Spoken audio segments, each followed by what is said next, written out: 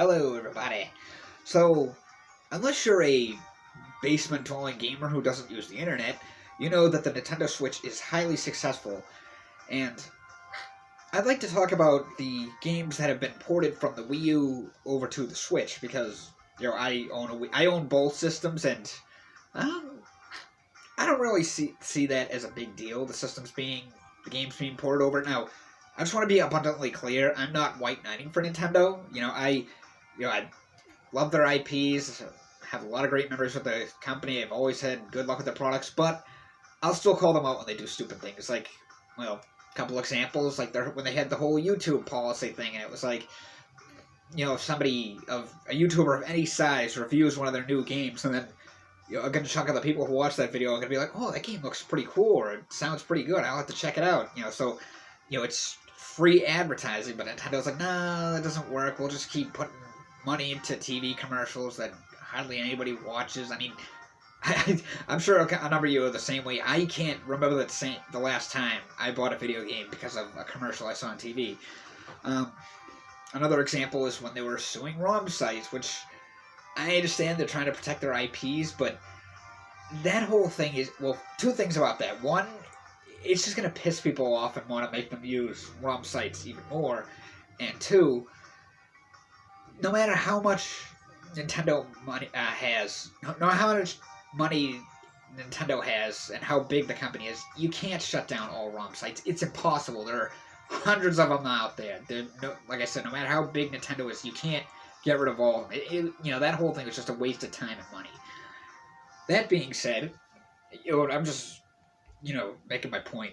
You know what I mean. I'm not white knighting for Nintendo. I'm just getting that out of the way. Anyway, when it comes to the Wii U games that are reporting to the Switch, it's like, because it's like, there's Super Mario 3D Land, Mario Kart 8, Hyrule Warriors, Pikmin 3, Bayonetta 1 and 2, Donkey Kong Country Tropical Freeze, Pikmin 3, the list goes on. But as someone who, like I said, owns both systems, I don't really feel gypped, basically. I mean, I know some people feel disappointed about that, but it's like, I personally won't buy those games again, but, and I still have, like, plenty of other Switch games and other systems I can play, so it's not, for me personally, it's not a big deal, but, and, some people double dip, and that's perfectly fine. It's your money, you can do whatever the hell you want with it, but you figure, like, how many Switch units have been sold? Was it like 50, 60 million compared to the Wii U, which was like, I think, somewhere between like 12 and 14 million, something like that. So you figure, and not everybody who buys a Wii U or buys a Switch is going to buy like every game on it, other than collectors, but it's like, like I said, let's say 60 million Switch owners, not every single one of them is going to buy Smash Brothers or Pokemon Sword and Shield or Mario Kart 8, or, you got my point. The thing is, 8 Deluxe, excuse me. But that's the thing, it's, because the Wii U had so many great games, and there's a lot of people who didn't own a Wii U. Hell, there's a lot of people who don't even know the Wii U exists. There's so many of those people that never owned a Wii U that never got to play those great games, so it's nice for them to experience that. And for those of us who, like, have both systems or bought a Wii U and not a Switch or whatever the case may be and feel disappointed that, or feel gypped that all these games got transported over and stuff, well, there are still some Wii U games that haven't been ported to the Switch, and some of these I feel like probably won't be. Well, anyway, those games are Game & Wario, which is your basic, WarioWare type of game, and there's all kinds of crazy collectibles and stuff with the game. It's, I don't really see this being ported to the Switch because it heavily uses the gamepad. And plus, I wouldn't mind seeing a new WarioWare game for the Switch, though. Then there's Kirby and the Rainbow Curse, which was kind of like a point-and-click type of game. Well, not a point-and-click, it's more like a guiding type of game. It's like basically clay animation. Not a bad game, not great, not bad, but the music in this game was really good. This one is kind of a stretch. Nintendo Land. This was basically like a... How can I put this?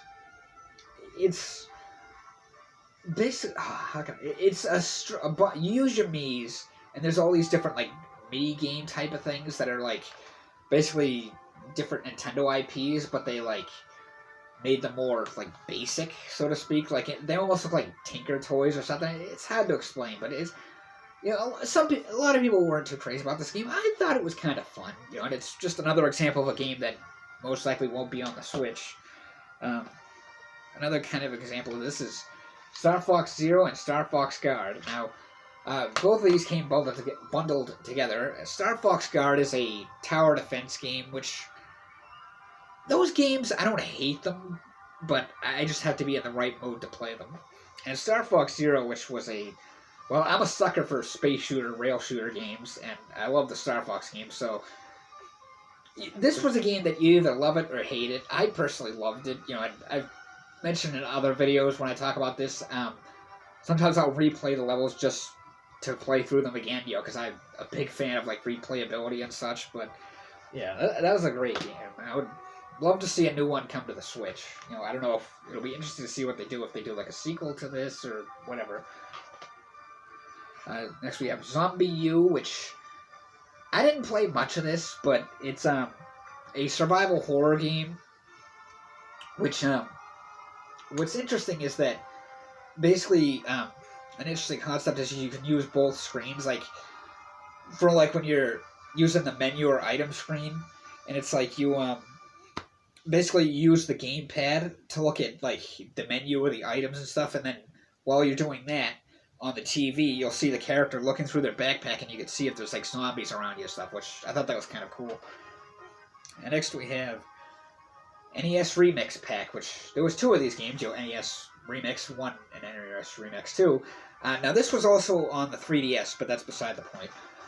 But basically, they take a lot of the classic NES games like Kirby's Adventure, Punch-Out, Legend of Zelda, Metroid, Super Mario Brothers, etc. And basically, it's just these little like challenges for each of the games, like Super Mario Brothers, jump on 3 Goombas without getting hit. Now it's like collect 20 coins or things like that. It's almost like that, like Nintendo World Champions type. It's kind of like that, and it's actually kind of fun. I would love to see another game like this, but with Super Nintendo games, in a SNES remix. I would love to see that happen. Now, these games weren't ported, but they did technically receive sequels, Super Smash Bros. U and Super Mario Maker. Now, here's the thing.